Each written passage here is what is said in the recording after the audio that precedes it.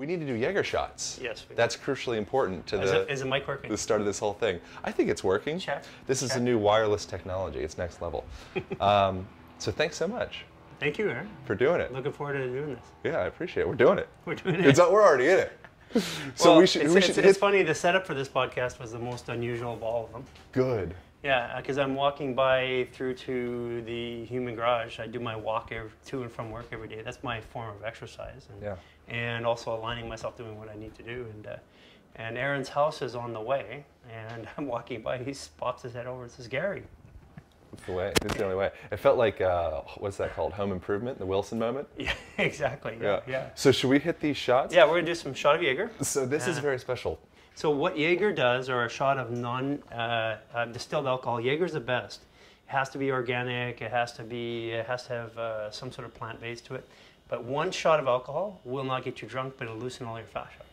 The second shot will tighten it up. So we'll do one, so loosen our fascia, and see how it goes. All right, solid. Oh, we got to do eye contact and salute. Or no, I'm in your house. Whatever you do. Well, let's do eye contact. Eye contact. Yeah, we don't want to have bad sex.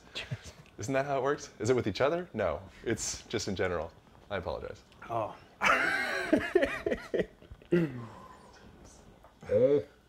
Never gets old.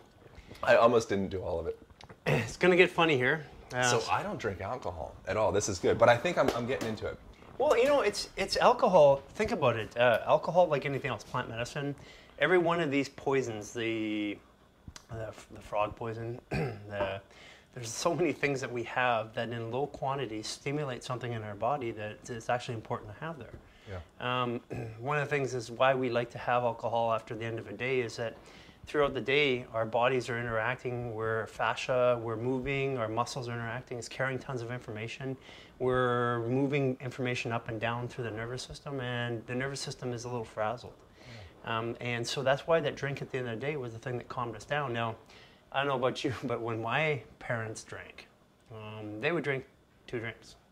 That was it. My generation, we took a look at our parents and we said, oh, they can drink 2, we can drink 10. And then, you know, I was an overachiever, so I could drink 30. Right. And that's part of the problem. As soon as you go to that second shot, because why do you have the first shot? Is to do exactly what's going to happen over the next 2 to 5 minutes. It's to calm the nervous system. The second one is actually what starts to agitate the nervous system. And think about the old country. Back in Europe, they used to often give, you know, every day they would have a glass of wine with their meal. And even kids. But that was it. That wasn't like they had 30. They had 1. And so it was funny because we were in a non-alcoholic beverage business back in the early 90s. And the whole premise was that of building this business is that the population was drinking less. And this is how stats and how business can be misinterpreted. Sure, the population was drinking less, but what they did is they took the total liters of alcohol combined, and the baby boomers drank more than Generation X, which was my generation. But there were less Generation X, so the total liters, so it wasn't really correct. We were drinking 3 to 5 times as much as the baby boomers. And so the whole concept of non-alcoholic beverages was predicated on the fact that people didn't want to drink as much, and it actually wasn't true. Yeah, I think it's just having something that anchors you in. It's the end of the day. It's time to relax, and I'm sure there's biochemical effects of alcohol specifically. Mm-hmm. But I think that just having some type of like treating relaxation and coming down as a real tradition and a ceremony. It's like we just don't. I don't see it with many people. We've lost ceremony. Yeah. You know, we've made ceremony, you know, listening to cassettes in our car, or cassettes, like all the kids out there, turn your cassette down so you can hear the podcast. We listen to podcasts, we listen to CDs, we listen to radio, whatever it is we listen to on the way home. So we're still activating the brain. We get home, we get on the phone, we run out to the gym, and our lifestyles have become event to event to event to event, and then we go to sleep. And we don't take time for ourselves, and we don't meditate as much. And I had a hard time meditating. I had a really busy mind, so meditation for me, it wasn't something that was easy. Yeah. For years, I took Transcendental Meditation when I was 13 years old, and I never used it until I was, what baby, that was 40, must have been 44 before I used it. Wow. What does that mean, use it? Use it in the sense of like practice it or practice use it? Yeah. Okay. Because I couldn't, and for me, I thought meditation was keeping my mind calm. But actually the racing thoughts were my mind decompressing. And I didn't realize that. So for me, I thought I couldn't meditate. I felt stupid because I couldn't meditate. I couldn't calm my mind down. So I said, forget this. I don't know how to do that if I'm going to be stupid about it. Yeah. What the heck is Transcendental Meditation? Are you... I'm not a meditator. I'm still not today. So my meditation today is work somewhere between 6 and 14 hours on people. Yeah. And I find that, you're a body worker. When we were doing work yesterday, while I'm working on you, I'm actually concentrating and closing off my energy, feeling my body, and that's what meditation is. It's actually just being one with yourself. Yeah, I mentioned the derivative of concentration is to bring together. And I think that's something that we experience cognitively and physically. It's just this sensation of our bodies and our minds are all over the place. And it's Facebook, and it's my bill, and it's my girlfriend, and all these parts. Busy, distracted. Busy, distracted. And so you look at that like at a pressure of a hose. It's like you have holes all over your hose. Yes, there's no focus. Yeah. Yeah, and so it's funny because I didn't understand that, 4 years ago when I started actually working on people every day. Before that, I worked on people once in a while, but it's been the last 4 years since the Human Garage started that every day, somewhere between 8 and 15 hours, 16 hours, I'm working on a body. And at that concentration, I started to see things that I didn't see before. And after the first couple of years, I was just shell-shocked because we were trying to handle the volume. We are actually in the original garage. This is kind of neat. Welcome to the Human Garage. Human Garage 0.0. You keep calling it 0.0. That just means it hasn't happened yet, right? Okay, is that how it goes? 0.1. We can give it a decimal one. So let me tell you how this all came out. Okay, Human Garage originally was, we were trying to find a way to fix myself. I was in pain for 40 years. And basically all my life, 20 years. All my adult life I was in pain. I was a competitive bodybuilder, fell under a squat back in the 80s, and that squat left me in a situation where I needed care and progressively getting more, like once a week, twice a week, and then 3 times a week. And then I started finding my whole life operating around finding care. And it's amazing how the brain works, because if the nervous system needs something, it'll find a way to get it. So my rational thoughts, even up to, it's funny because even up to 6 months ago, when I'm leaving work on a Saturday, I'm always going to get a full adjustment before I leave. And that was my thing. And then I noticed a couple weeks ago, I'd leave on Saturday and I'm walking home and I realized I didn't get an adjustment. Well, the fact was I really didn't need one. Yeah. And so if the nervous system needs it, it finds a way to get it, and regardless of what it is. Yeah. By the way, how are you feeling right now? I'm a little drunk. No, I'm not really. I do feel impacted. I really love the warmth in my whole visceral enteric business. Warmth. It's beautiful. That's like when we did your jaw. Yeah. Do you remember the warmth in your head? Yeah, yeah. Well, this is the warmth in the body. So now we're satiating the body. Yesterday, when we did that work on your jaw, we were satiating the head. Yeah. Yeah, maybe I need to start, kids at home, start introducing Jaeger into your daily process, apparently. What about alcohol? So what is this obscure age 21 thing? Is there a time where we shouldn't be drinking alcohol, or is that just all taboo? Let's just go back. I mean, we're in a situation where plant medicine is starting to become mainstream. I mean, I have professionals, lawyers, and stuff like that coming in saying, "Yeah, I just microdosed LSD." I mean, that would not have happened 5 years ago, 10 years ago. It's a new consciousness. So let's talk about alcohol. Alcohol is technically a poison, but so are a lot of other things that we use to achieve altered states. Right? Alcohol during the history of mankind was always used to help the body, but somewhere along the line we demonized it, and when we had prohibition, we made it illegal. And making something illegal just makes it very attractive, right? Yeah. So it just so we had all these clubs and these speakeasies and all these places where we had alcohol that was running, and so that was what the problem was. We demonized it. In Canada, where I'm from, the drinking age is 18, and that's only a mild suggestion, actually. Right. Because when you're 18, if you're 21, people are going to bars at 18 and 19 here, and that's just the way it is, right? People are sneaking in, fake ID, whatever. But when you're the drinking age is actually 18, you find people going to bars when they're 15 and 16. So really, what is the right age to drink? And I think in Germany, I don't know if it still is, but you can even buy beer at a McDonald's. So it's probably the only borderline healthy thing you can find in McDonald's. I'd imagine. Other than that, that's about all you can do. That's funny. We actually, have a fermented beverage. Imagine that. Perfect.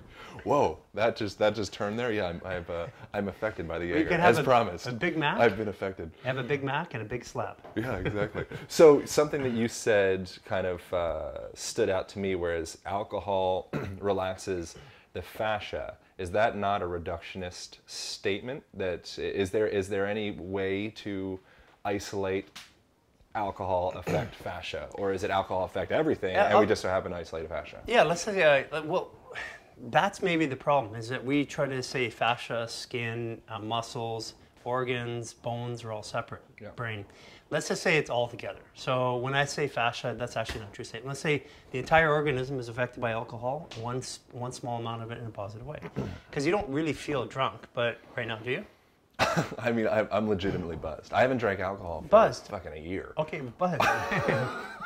So you're a little buzzed, but you watch how this goes on. How's your body feel? It feels really good. Yeah, and that's really the intention, because what is the brain? The brain's job is to analyze the internal and external environments and adapt us to it. So we've made the brain this command center, and we made the body a meat suit. And that's just technically not true. I mean, the Heart Math Institute came in years ago saying the heart was in charge of the body, and here's why, magnetic resonance. But then they're now softening their statement, saying, well, if the heart's involved, then every other organ's also involved too. Yeah. And so when we think about things logically, we make a lot of decisions and judgments about things as human beings that just don't follow the logic that we say we're following.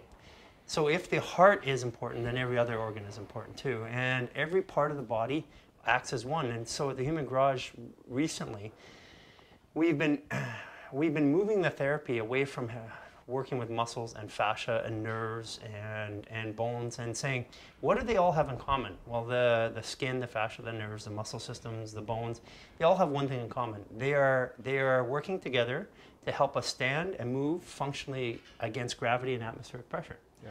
And so they all have a job to play. That's like isolating a team and saying, because you're star forward or you're a tall guy like Shaquille O'Neal, it's a team. No, he is there because there is a whole bunch of people that support him. Yeah. He's not the team.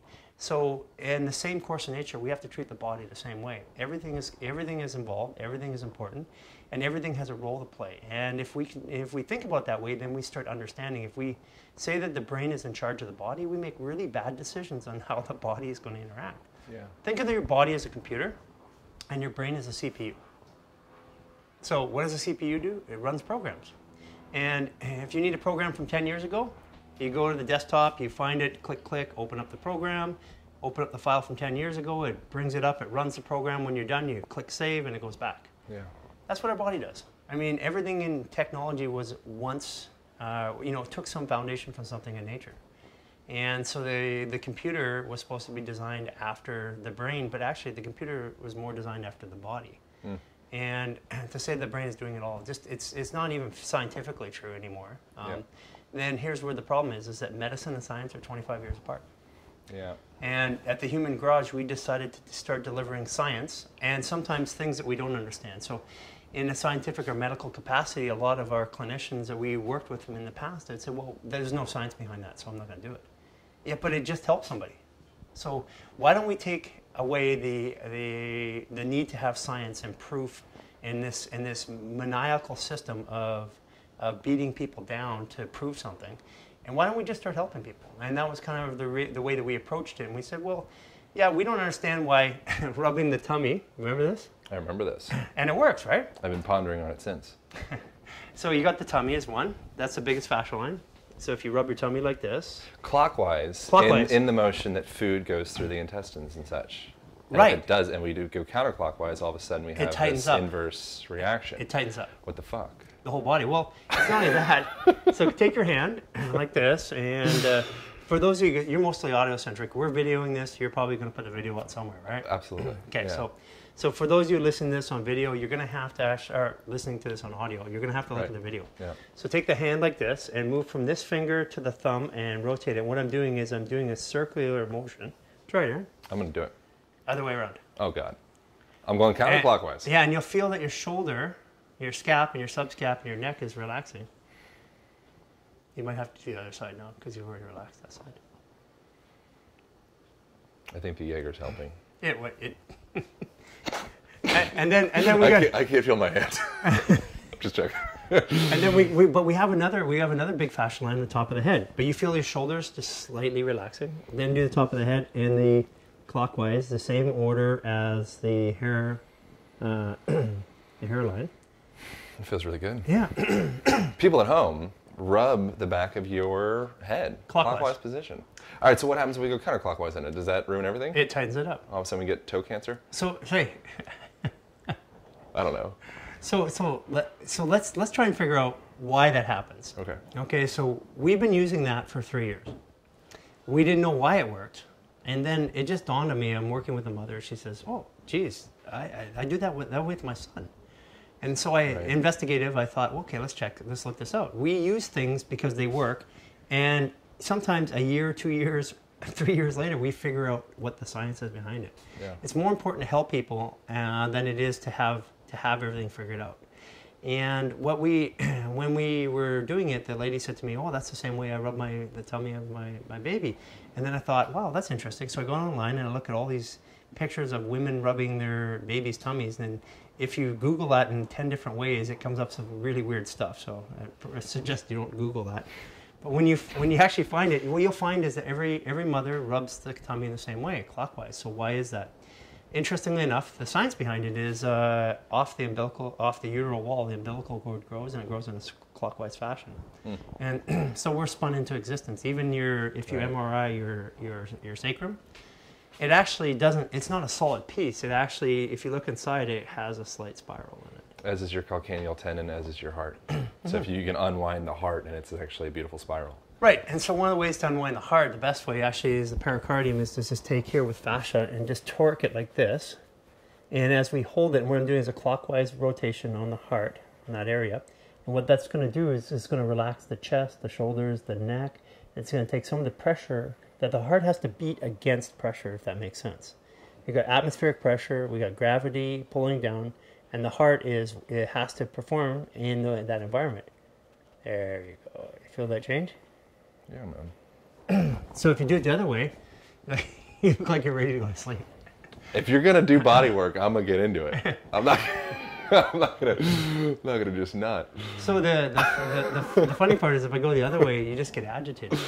Yeah. So the whole idea was trying to understand what the body's trying to do. So there are two things that have never been used to evaluate the human body in any form of therapy, medicine, science, sport, in any way, that I know that I've been able to find this published.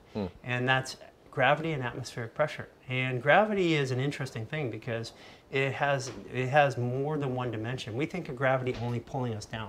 Right. So let's think of like physics and then quantum physics afterwards, and we'll kind of get into how this rolls out. But if at the highest point, so I'm standing here, I'm standing with my feet together, and all the force of gravity is pulling through my body, through the feet, through the floor, so where my feet meet the floor is the highest point of force.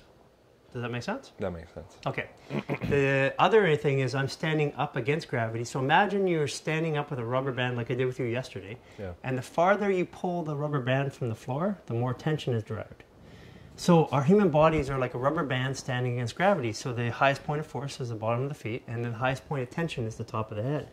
So if I want to reduce the force on the body, I reduce the tension. So I go to the head, reduce tension, and then the body feels lighter and force. So when we did your jaw yesterday, what did you feel? I actually felt a bit of elongation through my thoracic spine with a freak ton of pain in my jaw itself. A freak ton of pain while we're doing it. While we're doing it. But afterwards it felt. Yeah. Good. There was benefit. And so what you said, you felt elongation. What is elongation? Elongation is a reduction of tension as I'm standing. So as I reduce the tension, my force automatically reduces. So people always, after every one of their treatments at the garage, they come back and say, I feel lighter. That's the single comment that every single person makes after every single procedure performed. Sure. And so, and reasonably, if I put them on a scale, weigh them before and after, they weigh the same. So how is it I could feel lighter? What it is I've reduced the amount of force and tension. Reduce the amount of tension, and the force is accompanied. So the only thing that I would tag along with that would be that the highest point of tension would be the head, assuming that the body's integrated and stacked and connected. Yeah. the moment that you have all of a sudden a compensation and a collapse or a torque or a twist or a turn, starting now to all be of a held sudden at a it's point. you go through Or this diagonal tension. here, shoulder, neck, trap. Yeah. Those things, because that's the dysregulation of tension. Right. So when you put the body back into alignment, then tension and force are balanced, and we just move through time and space evenly. And as you were stretching the elastic band away from the floor yesterday, you could feel that the point that they met, no matter how far you stretched, was right at your waist. So if you're here, you feel at your waist. If you're here, if you're holding at your shoulder, for those of you who are listening to audio, then you feel the tension at the point at your waist. If you stretch it above your head, like an arm press, then you feel the tension still at the waist. Yeah. So the waist itself, that's why our hips are a center of gravity in human beings. We're bipeds, and hips are the way that we generate motion. The first step we take, the hip generates force to lift the leg, plant the foot and move, but then the second step is momentum. It's like riding a bike, right? If you ride a bike and you go really slow, it's hard to stay up. The second you start moving, then the momentum keeps you up and moving. And the human body is the same way. And the hips are our center of gravity. Mm. And normally in most things that are static, like a motorcycle, in the big motorcycles like a Honda Goldwing or something, they put the gas tank underneath the seat so that the center of gravity is lower so that the bike doesn't fall over. Right. And think about the gas tank like a head. So that all we're doing really is we're starting to recognize at the Human Garage that all force and all momentum is generated from the hips, and we run with our hips and we land with our feet. And that simple statement changes the way that we think about how we're going to repair the body. Because there's a lot of people that thought it's from the ground up, and there's a lot of people think it's from the top down. And I'm just going to say it's from the hips up and down. And if you want to affect the amount of force on the body, you go up to the highest point of tension. If you want to affect the tension in the body, you go to the highest point of force. Mm. And so when I work on your calves and your quads and your hamstrings and your adductors, you feel less tension in your head, as an example. Something else that is interesting. Okay. Is so perceiving the body as being, you can think of it as like 640 pockets that are holding our muscles, as opposed to it being this like myopic, basic A-B lever stuff. Okay, bicep curl, tricep extension. But I actually think it's like, no, we're just this beautiful organization of pockets holding. And in the interesting thing that I gathered, just do there? What did I do? I don't know. Tell me. You just did a motion that made you look very fluid. Yeah, right. Think about this. We're 75% water. We already are fluid. Yeah. We are water moving through time and space, and all these things are organized so that we can do this effectively against gravity and atmospheric pressure. There's 2,000 pounds of pressure on the human body at sea level, 14.7 pounds per square inch. Average human being, it makes about 2,000 pounds. That means that we have 2,000 pounds of pressure inside pushing out. In total, not in an individual part. Yeah, in total. That could but confuse. Just generally. In my mind, I visualized like 2,000 pounds, like out through, like it's the whole thing. Well, not through one point, but that's the whole point of what is a compensation or imbalance. It's a dysregulation of force and tension and pressure. Yeah. That's the third imposing factor. Yeah. And so what happens is that you have different cavities. You have a cavity in your head. You have a cavity from the body, from the chest, from the diaphragm, all the way through to the pelvic floor. So everything from the diaphragm up is a cavity. Diaphragm to the pelvic floor is a cavity. Yeah. And we have entry points to that. We have a mouth, we have nose, we have ears, and we have an anus. And those are the pressure relief valves. Right. Literally. So when we eat, blood rushes to the greater omentum. The greater omentum is right around your solar plexus and sits on top of your intestines, and that's where we exchange the food into the blood. And then so blood pressure runs in there. We have 10 primary organs, and 3 of them are muscles: your heart, your stomach, and your bladder. So the question I always ask every clinician that comes, every doctor that comes through there, it's a fun question, because it's just one of those questions you don't think about. Right. How do the other 7 organs work? Pressure, movement. Well, yeah, eventually they'll say circulation. So what is circulation? Is blood pressure. And so that means that the main driver for that organ's function is pressure. So if pressure is on the inside working, then if we have dysregulated external pressure, then that is where the problem happens. It's like driving with your brakes on. And the only way naturally to relieve pressure from the gut is to squat. So I know you squat a lot. I'm a squatter. Squatter. So we squat. We're going down. Am I down. going down? I could use a squat. I've been thinking about it for the last like 10 minutes. We're So gonna I don't like standing or squatting too much. We're actually squatting here. going deep in the squat position. For you audio listeners, if you want to see us do a deep squat, which I don't know why you would, check out the video. Wherever it ends up. It'll end up on your channel, my channel. Yeah, so the idea is squatting, when we squat, we put the lodiatic curve in the spine. We put the cervical curve back in the spine. We relax our arms, our shoulders, our neck, our TMJ, our SCMs. It forces, you cannot breathe with your chest when you're squatting. Try it. You It's can't. not that easy. Try and breathe right in your chest. You can't. You still can't No, do I it. think Your I've done it. diaphragm Come on, I think I got a little bit there. No? No, your diaphragm's over your chest. So think about that. The diaphragm is like a big suction cup, and what it's doing is it's going, as we breathe, it's going down, and what that down motion is, 60% of our lymph nodes are right here. Yeah. And if you press down, what you're doing is you're actually pumping your whole digestive system. All of your organs are moving. Everything's being pumped through, and our lymphatic system is moving when we squat. So when we don't squat, guess what happens? Back up. Exactly. Yeah. And so for the most part, most people in America are just living with a backup, and their body's compensating around it. It does whatever it can.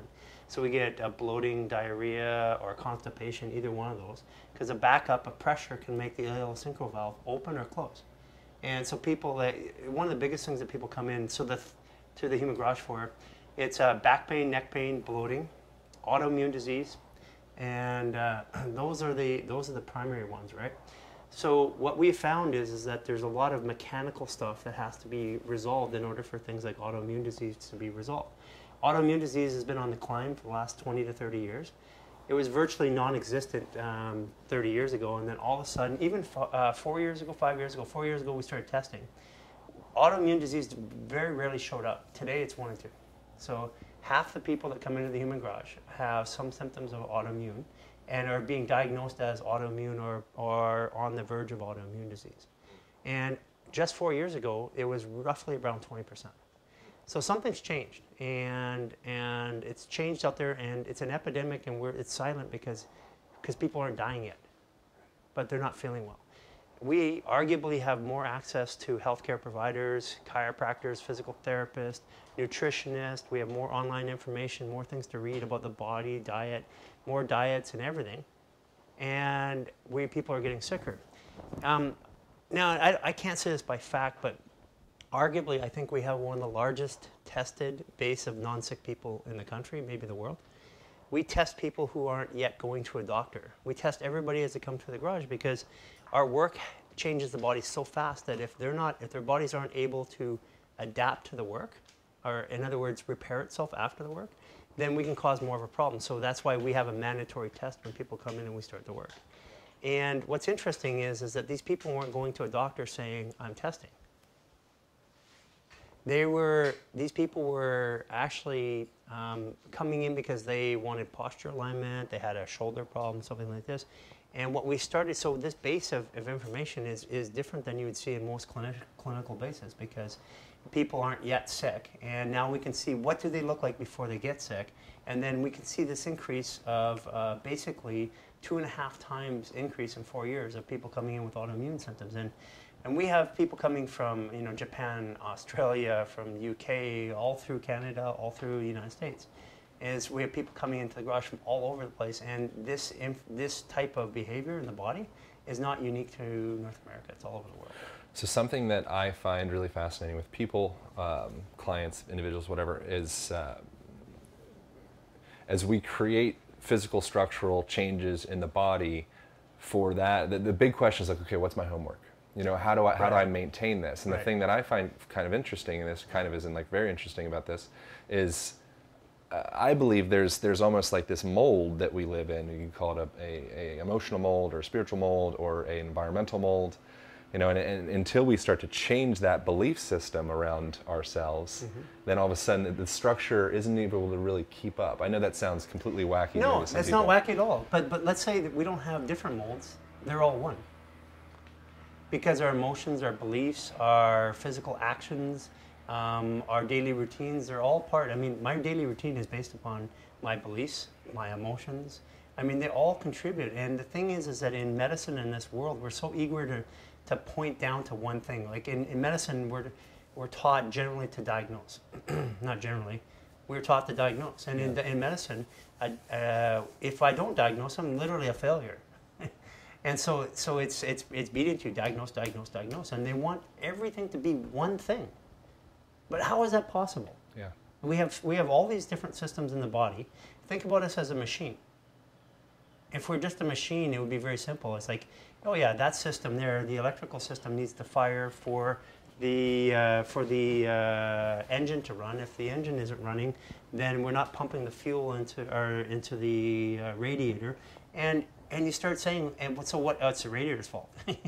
Yeah, it's the radiator's fault, but why is it the radiator's fault? And this is a really simple concept when we think about machines, but when we get to the human body, we have done something, and I don't know what it is, but we're not willing to accept that we fall under the same laws of nature of everything else in the world. Yeah. Gravity and atmospheric pressure are the two biggest imposing factors on anything on the planet Earth, and we are affected by it greatly.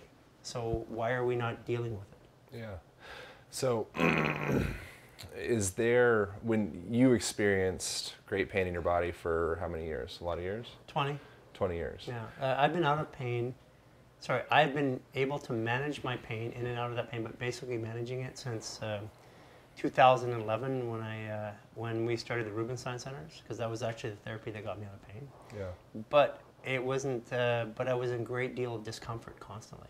Yeah. And the discomfort, they used to call me Twitch because I would never sit still. And always stretching, always moving. I could never sit in one place or do anything.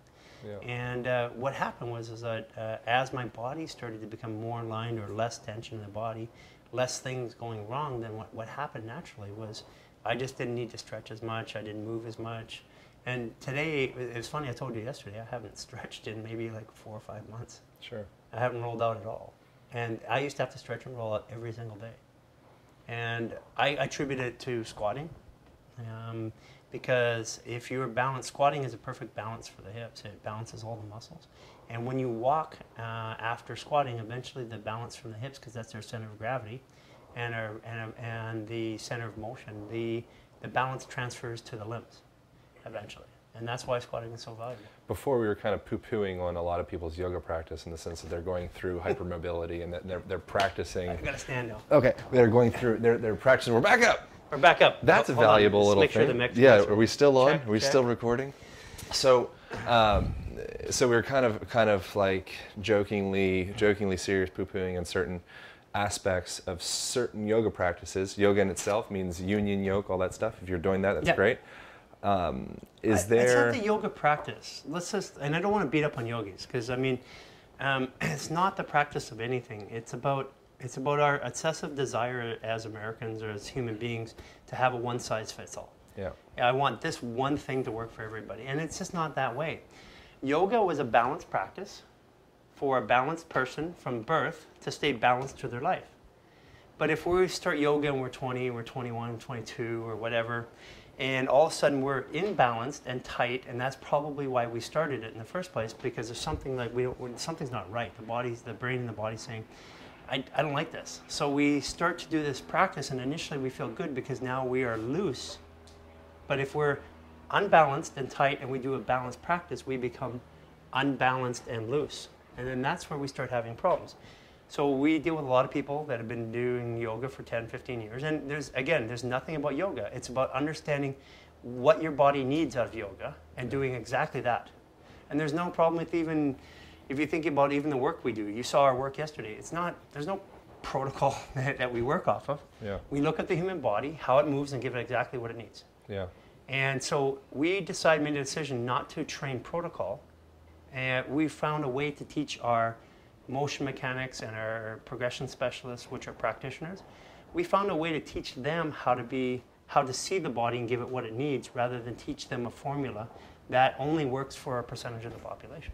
So what I was going to say in relation to the yoga stuff is the deep squat, you could call that a malasana in yoga. And so it comes into the same conversation that it's about the mechanics and the function of the squat. So it's not enough to just say, okay, you need to squat because of pressure regulation reasons. It's also figuring out how can we balance the foot in relation to the knee and the pelvis and so on and so forth, right? Is there some type of mechanics of squat that we could talk about? Maybe like butt winking is an interesting question that people have. You know, is there some way to get into like what the hell is a good how squat? about we just do this? How about we just squat? Okay. Yeah, if we just squat, we don't have to worry about it. You just, and people, the biggest challenge we have today is people in America, North Americans have tough time squatting. So we're actually in the process of working with an engineer to design a squat trainer. And we'll have that out later this year, which is just a device that helps you learn how to get your body into a squat. Because the first time you squat, if you haven't done it, massive pain in the knees and the shins and the calves. Yeah. But the points of tension when you squat that you feel, like usually the shins up here, you'll feel it in the knees, you feel it in the hamstrings.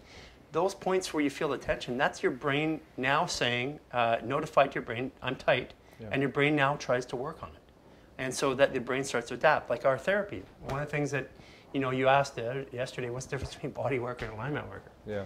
A body worker is somebody who's telling your body what to do. They're actually trying to exert their force and will over your body. This body's pretty intelligent. And I mean, all bodies are pretty intelligent. So telling it what to do isn't a really good strategy.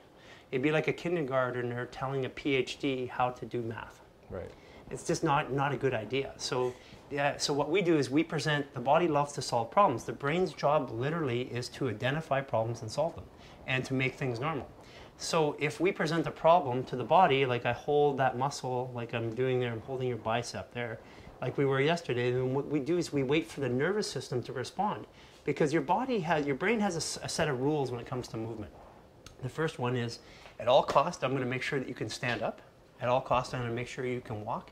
And at all costs, I'm going to protect your head. Those are 3 rules of motion that the brain, it's filters that they use. So when someone falls down and they jump up, we think that they're embarrassed. I mean, I feel embarrassed when I fall down. But horses do it, dogs do it, cats do it, and they jump up right away. We're not jumping up because we're embarrassed. We're jumping up because the brain is trying to assess, are we okay? And if I can't get up, then there's a whole series of other things that the brain has to do, decisions it has to make, in order for this organism, which is my whole body and my brain, to live in this world. And then it starts making out its decisions, sometimes survival if I can't get up. Yeah.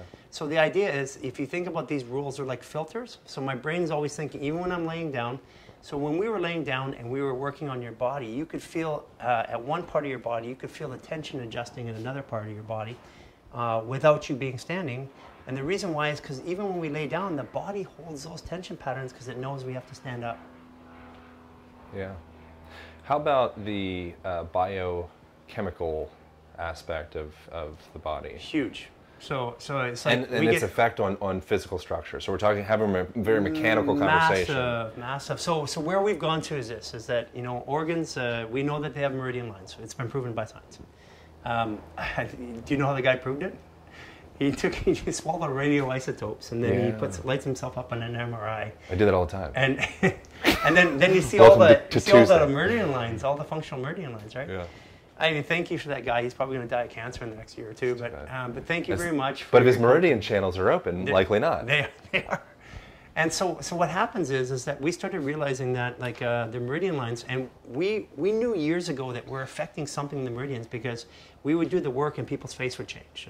Their attitudes would change, more energy. So we work on the hips and all of a sudden they're like, I have energy, I clear head. Yeah. So we knew something more was happening, and again, we were doing the work without understanding what it was. We were producing a benefit, people were benefiting, and then 3-4 years later, now we're starting to understand exactly what it was that we've been doing. What we're doing is actually, if you think about it, meridian lines are like electrical wires, and you think about your battery packs as your muscles. So when you flex a muscle, you're creating energy. We know that, we can measure it, it's a scientific fact. So a meridian line is like a line from the lung meridian, starts at the pec minor, or right below the clavicle, and it goes all the way down the bicep, through the forearm, all the way down to the thumb. And that line of force there, that meridian line, if it is blocked, if my shoulders rolled in, if my chest, or I'm over, or leaning over, I'm blocking the flow of energy or power back to the muscle. Yeah. So yesterday what we did is we activated your lung meridian, and then I asked you to breathe, and you could feel it right in the lower part of your stomach or lower rib cage on the right side. Yeah. What we're doing is, like, when our meridians are blocked, we start using other muscles to breathe. So we started expanding our chest without actually using the actual muscle itself, or the meridian or the organ, the chance to power for it to expand. And so we breathe with the top 1/4 of our lungs, and the bottom 3/4 never get used. And then we activated your meridian. You could feel the air flowing into the bottom part of the lungs. That's more oxygenization. So the other part about that is that if the organ has problem, then the line that meridian follows often cramps, and you can see it in somebody's gait. So like if they're having indecision, their gallbladder, well, gallbladder meridian, let's touch right here. It's up around the eye. It goes all the way down here around the back of the shoulder. It runs all the way back through here, up into here, right to the gallbladder, and then goes all the way back down here, and it terminates right down there. It's okay that you're touching me like this because you bought me a drink before. Yeah, I got you a Jaeger. Appreciate it. It's very polite. Yeah, great. So when that meridian line's tight, your gallbladder, and you're having a decision, you find yourself leaning to the right, especially, and to the back, and your body has to compensate again. So we realized that we could actually affect the function of an organ, which we now have done hundreds and hundreds and hundreds of times, and measured by both blood and other tests to say, like I can detox or decompress a liver, and the meridian lines associated with it, and it changes the way that they walk and the way they feel. But it's not only that; it's measurable by science. We can do a blood test before and one after, and we have different results. And in the world of general medicine, we've never thought that was possible. We can do something to the body physically and change the internal function of an organ. And so it works both ways. If our organs aren't working right, our mechanics are faulty. And if our body is mechanically has problems, then it affects our organs' power or function.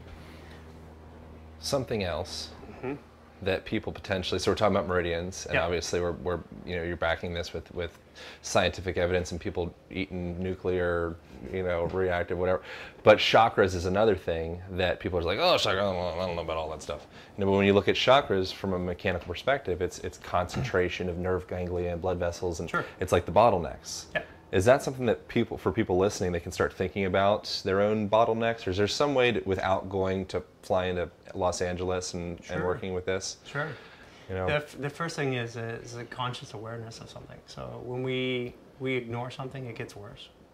And so there's in the Chinese medicine tradition, they talk about shining or smiling to your organs, right? So what my practice is, and I walk by your house every day, twice a day.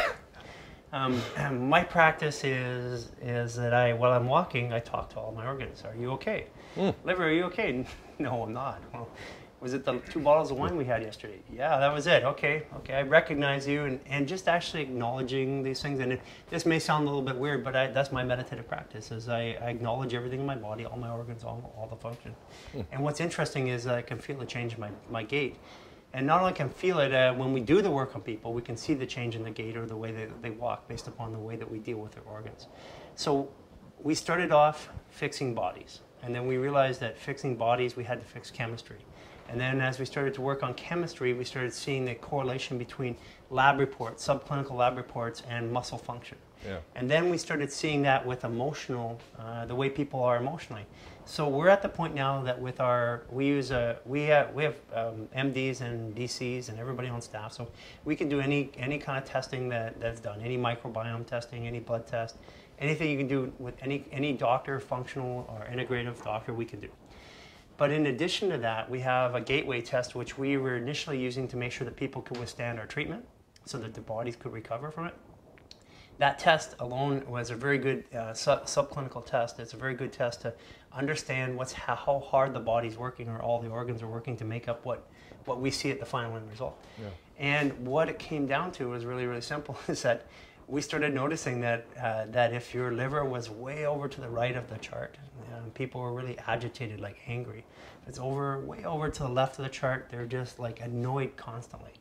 And then people who are like crying, sad, and like emotional, their kidneys would be way over to the right of the chart. And if they're over to the left, they're like depressed. And then the adrenals, if they're way over to the right, their phone's ringing, they're jumping, and they're frantic about everything. Everything's a big deal. And then if it's over to the left, it's like this waiting for the other shoe to drop. Yeah. And so we started to notice that their emotions were tied to this lab test, and now their mechanics were tied to those lab tests, and their organ function obviously was tied to this lab test. So we're about under a year from doing this in a computer-generated format. So we know where the meridian lines are in the body. They're all over the body, and we're able to see visually right now if someone's liver is not working properly. You can see it in the gait.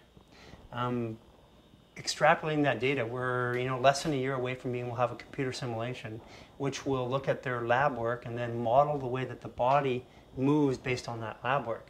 And then the only thing we have to put on, because we can do that functionally right now, but we have to put on what does a shoulder injury or labrum tear, what does that do to the function of the body? And we have to map that over top of it because lots of people have injuries. Why do you care about all this so much? Good question. I guess it's kind of like a dog with a bone. Once I got a bone, I'm not going to let it go. And, Ben, it came out when I was talking to Ben Greenfield on the podcast. Ben's birthday is the same as mine, December 20th. And the funny part was, it's exactly 13 years apart, which means that that was the age difference between my brother. And my brother was like my father. He raised me, and the age difference was 13 years. And when Ben said that to me, it triggered something to me. And I realized that I never put the two and two together, but 4 years ago, this last Thanksgiving, my brother committed suicide. He did that over back pain.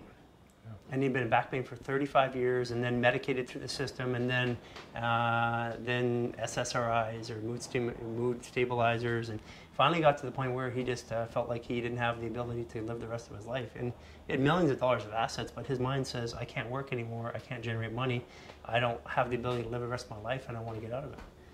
And I was thinking, that at that point, that's what really affected me, and that happened right before we started the human garage, or started the process.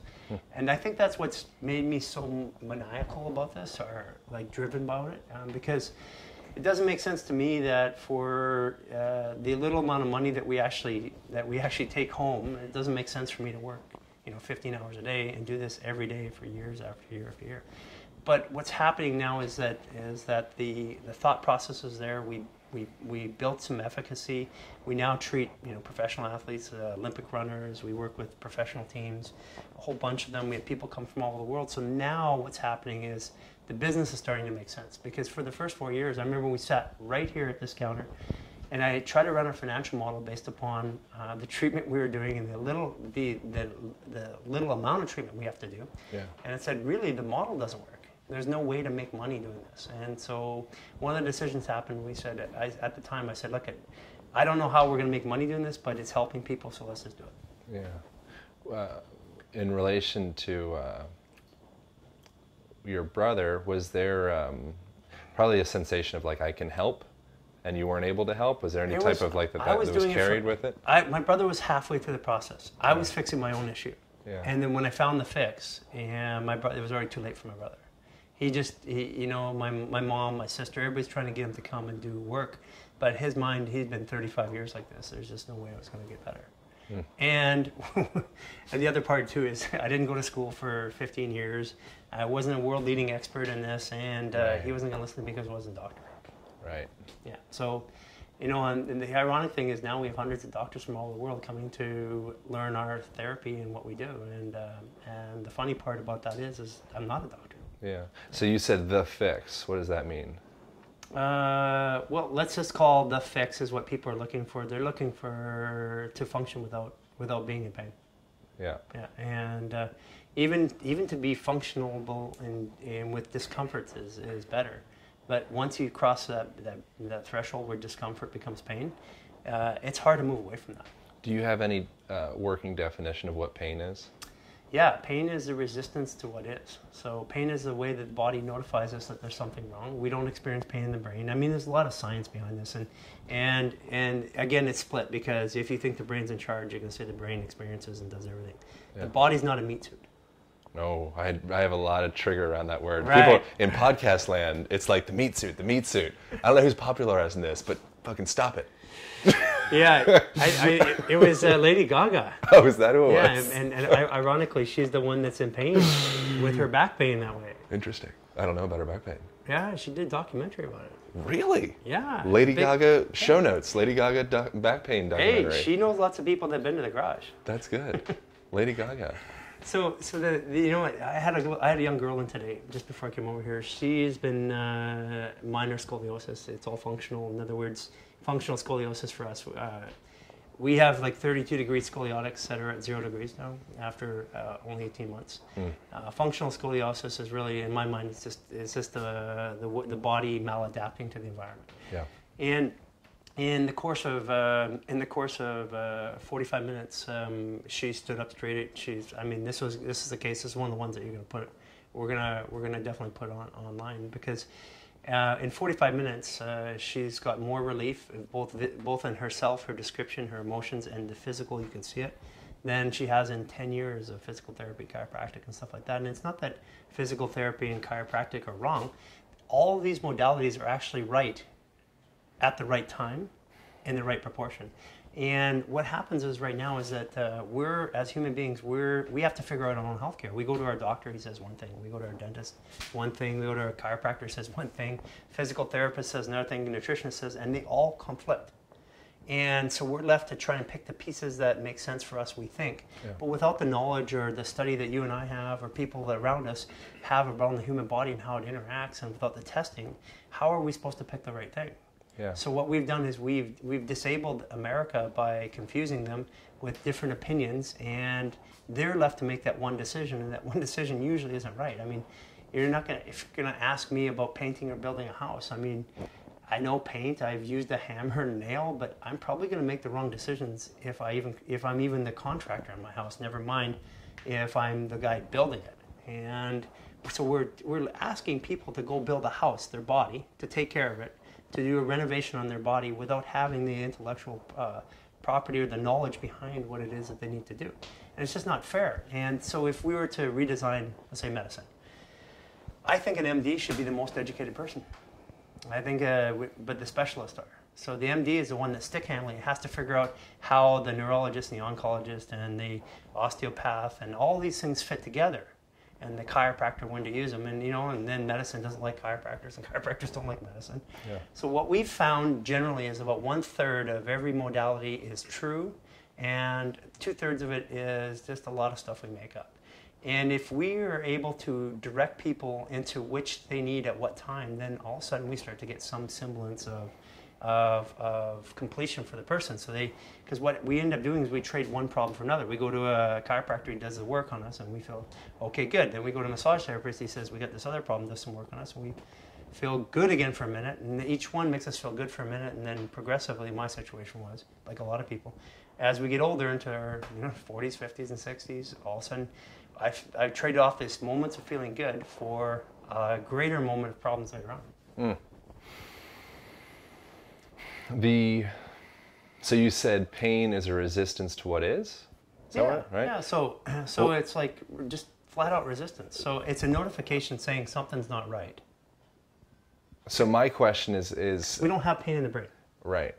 And so my question is, resistance to what is, that sounds like that stems into my socioeconomic role. That sounds like that stems into my identity in the world. And so the emotional pain, physical pain, environmental pain, chemical pain, it's all the same. Yeah. The body has the same reaction to every form of trauma.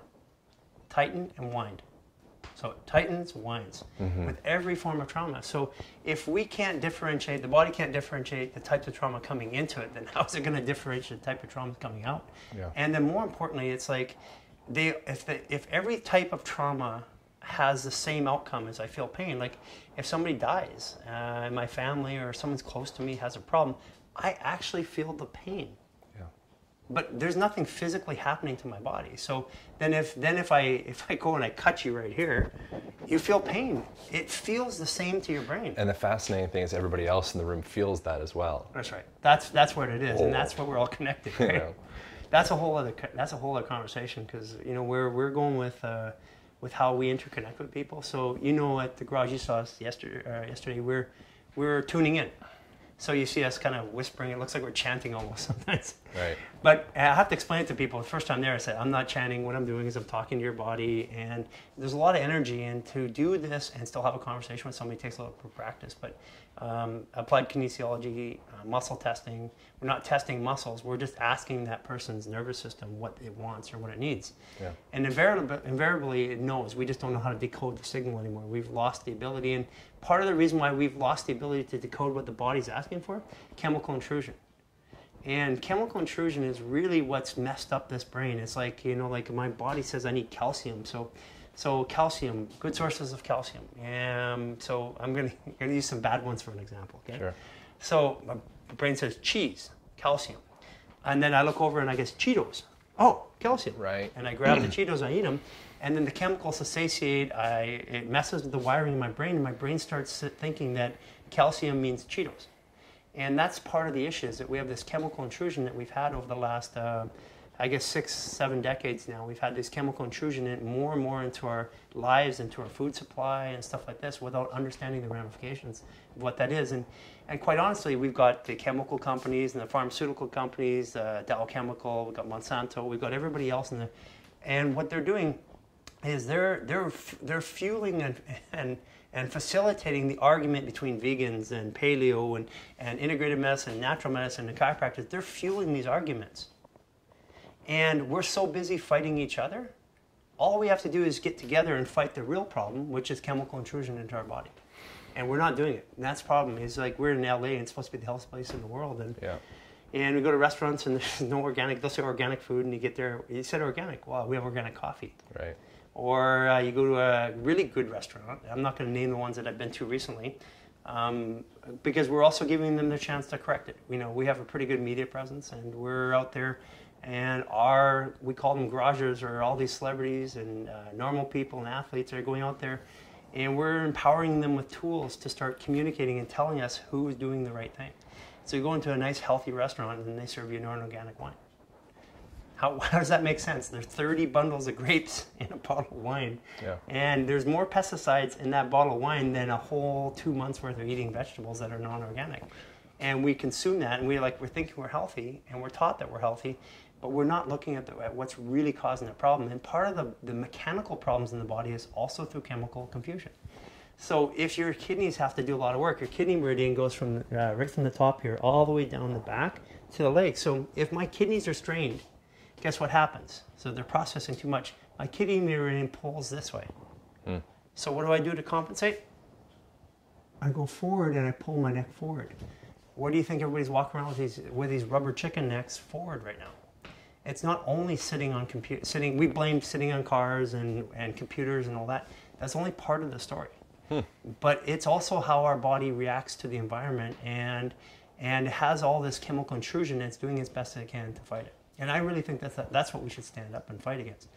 We should stop pointing the fingers at each other in all these different modalities. I mean, chiropractic alone has 300 registered modalities, and they can't stop fighting amongst each other.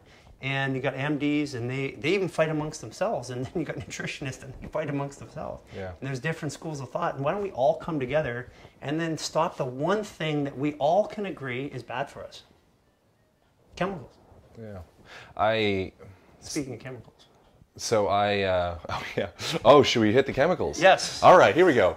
Round whatever. We're gonna get into this. What is this? So my wife, who is the unofficial best salesperson in the world for this product called Sprig Soda. Sprig. So Sprig is THC. Now I'm gonna say right off the bat, I do not endorse the sugar, because there is sugar and some of the other things that they use, but it's not that bad. But what this is literally. You got the close-up of that picture there? Yeah, I got to zoom in. This is literally the development of the therapy of the human garage. Oh, diving into the THC and diving into kind of... I mean, we use it all the time, so let's get a glass out here. We got to get a glass. I was going to ask for water, but why not some sugary THC beverage? I'm going to walk underneath this foot, or I'm going to walk under... They got a non-sugar version, too, which is...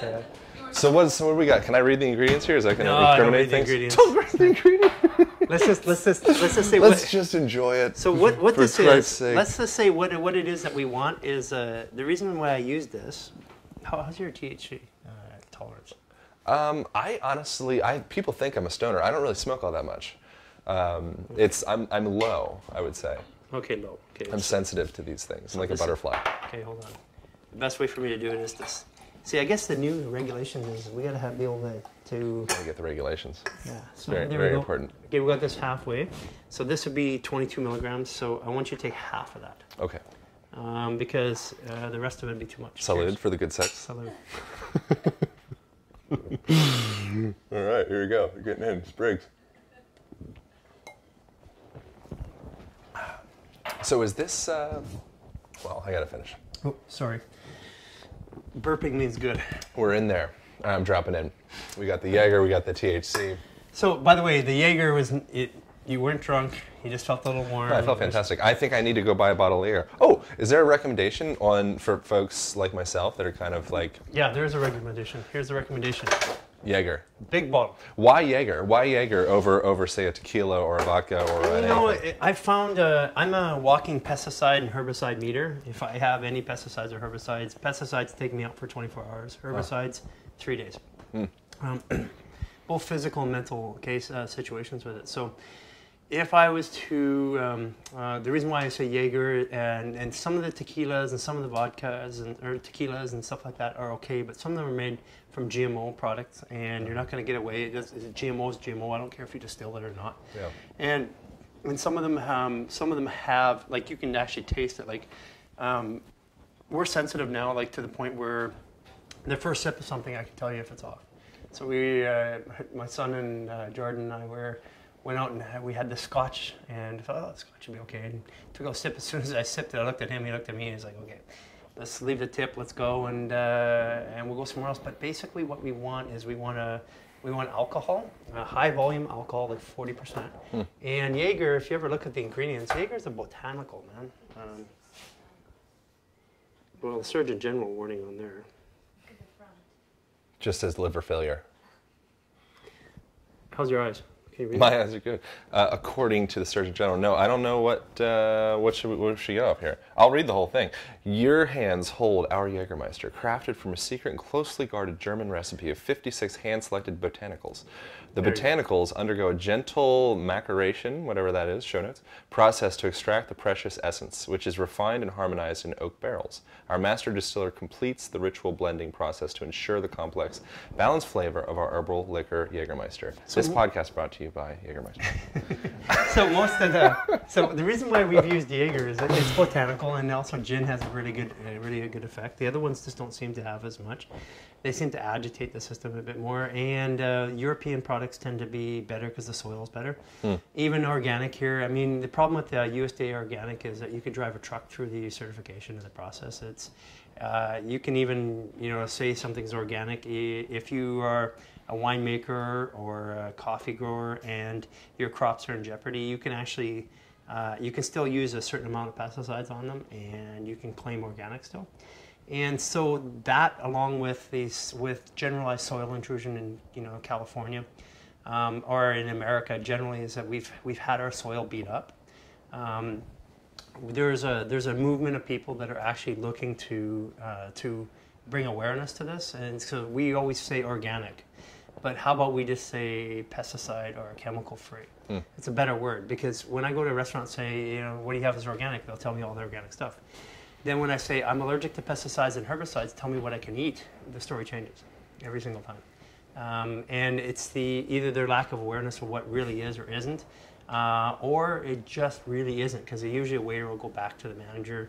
The manager will come out and he'll say, you're allergic to pesticides or herbicides? Yes. And I said, so I'm just interested, what are the things that you can guarantee on this menu do not have that? And if you ask the question in that way, you're going to start seeing the answer of these healthy places that we think we're going to that aren't so healthy. Yeah. And just look, Human Garage, we will be in our media and our blog and through our partners, we're going to start pointing to places that are doing the right thing, and we're also going to start pointing to places that aren't. So if you're one of the places that are saying you're organic and you're not, and you're in LA for certainly, you're gonna have some media attention. Watch out. So the last thing, because we got to wrap up probably like 5 minutes ago. But as we were saying, we're talking about pain. And do you have to leave here right now? Didn't you say till like 5? No, I'm good. All right, good. All right. Yeah. But so we can cut out what we need. I mean, there's a couple of things that we should talk about still before we go. Okay. Well, so the thing that was popping up to my mind that this is a little bit meta and out there. We talked almost said the word mirror neurons, but didn't actually say it. But when we are perceiving someone's pain, we feel that in our bodies. We're attuning to each other. Well, that's what we were doing while on the table. Sure. We were looking at mirror neurons. What are we going to call it? We just call it, I don't want to deal with the science. I don't want to deal with what people think it is. Yeah. We tune into your body and do exactly what your body says. And that way, by doing that, we always do the right thing. So my question in relation to that is, so we're always perceiving each other in a room. You could also, I believe, and there's like studies about telomeres, and they measure them of various different people, and it's all kind of similar in a community. Yeah. And so it's almost like we're all in this soup together. And so if you're experiencing pain in your body, I wonder if there could be some correlation to you're experiencing the collective cultural consciousness pain. Sure. Well, let's just talk about frequency. The THC is kicking in. It's not kicking in yet, but let's It's from previous weeks.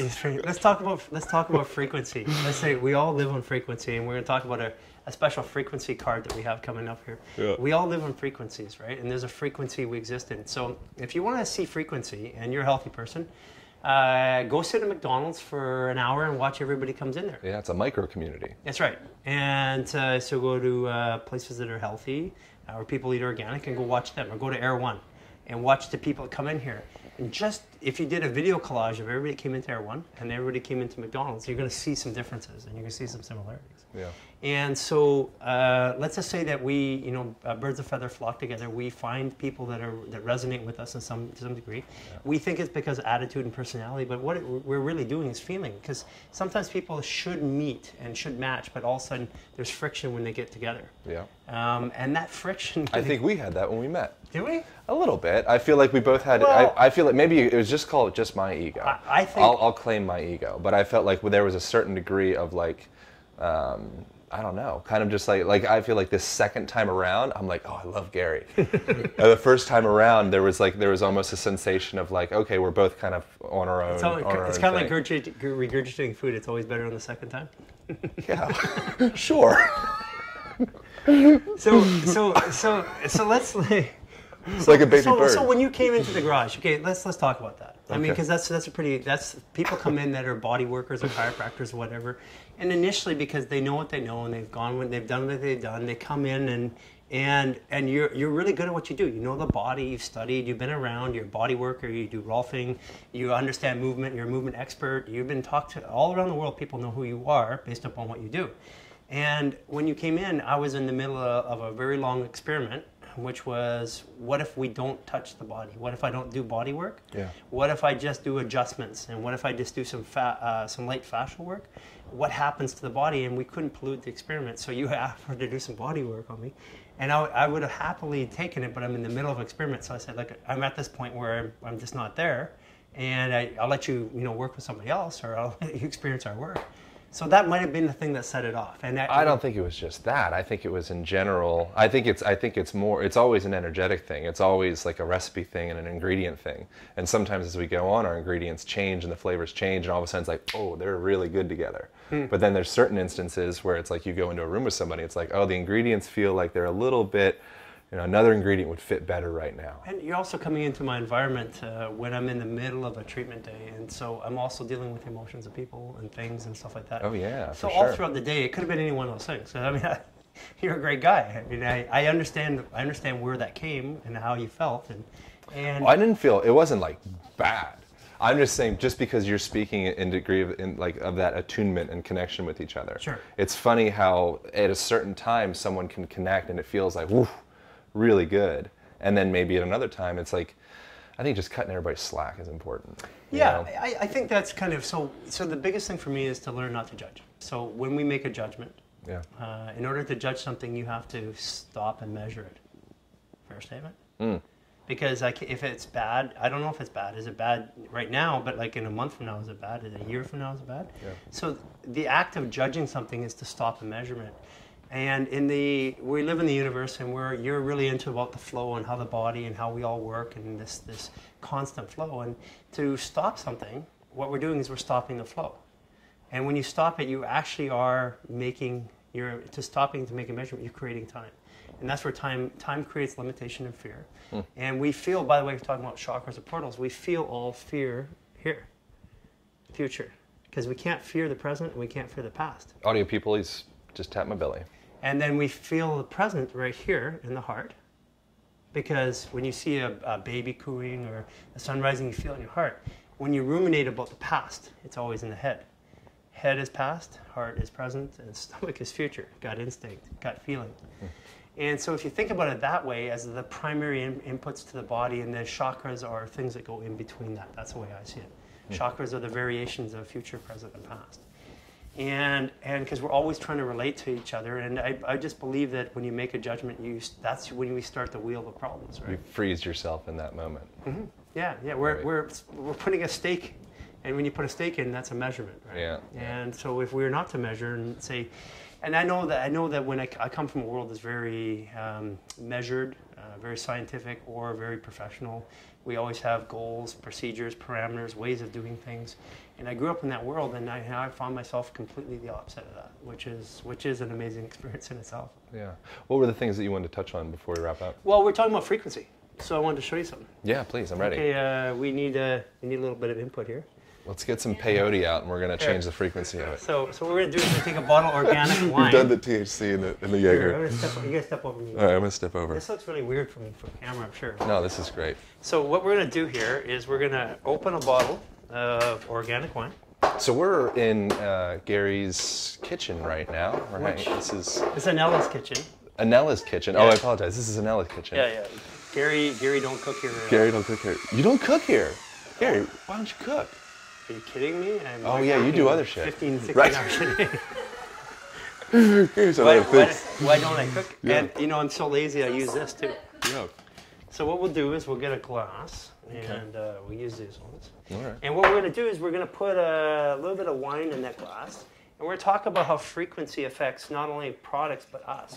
So frequency is all through our life and affects everything that we do. We're made of frequency. Everything is made of frequency. We can measure the frequency in materials and people. We can measure it in our nervous system, our brain. So one of the things is that we learned that if we're going to put something in our body, if the frequency is more balanced, it actually creates less reaction or compensation from the nervous system. So what we're going to do is we're going to give you a little bit of wine. Perfect. Because that'll just top it all off. Just what I need right now. This has been a show about alcohol and wine.